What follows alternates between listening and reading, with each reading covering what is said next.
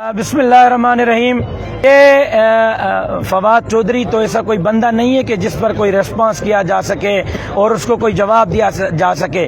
فواد چودھری، یہ فردوس عاشق حیوان، یہ غیر سنجیدہ لوگ ہیں، نہ ان کی باتوں کو سنجیدہ لینا چاہیے نہ ان کو سنجیدہ لینا چاہیے۔ وہ خود ایسے ہیں کہ ان پر اپنی زمین تنگ ہے، وہ بیچارے اشارے پر اٹھتے ہیں، اشارے پہ بیٹھتے ہیں۔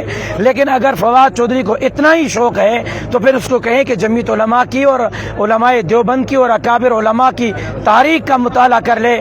ہم وہ لوگ ہیں جنہوں نے امریکہ پر اور رشیا پر زمین تنگ کی ہوئی ہے۔ فواد چودھری کوئی حیثیت نہیں رکھتا کہ ہم تو قائد جمعیت کے حکم کے منتظر ہیں۔ انہوں نے ہمارے کارکنوں کے پاؤں میں زنجیریں باندھی ہوئی ہیں۔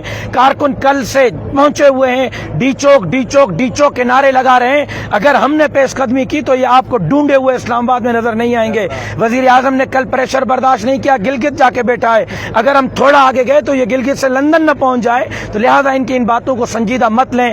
آپ انتظار کریں کہ استعفیٰ کب آ رہا ہے۔ استعفے کے بغیر ہم واپس نہیں جائیں گے، ابھی زمین ان پر تنگ ہے۔ نعرہ تکبیر۔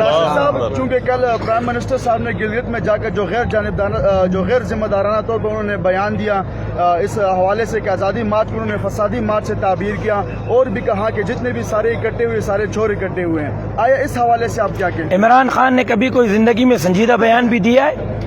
جو یوٹرن کو سیاست میں بہتر قدم سمجھتا ہو، کامیاب لیڈری سے یوٹرن کو تعبیر کرتا ہو، آپ اس کے بیان کو غیر سنجیدہ، وہ کب سنجیدہ ہوا ہے؟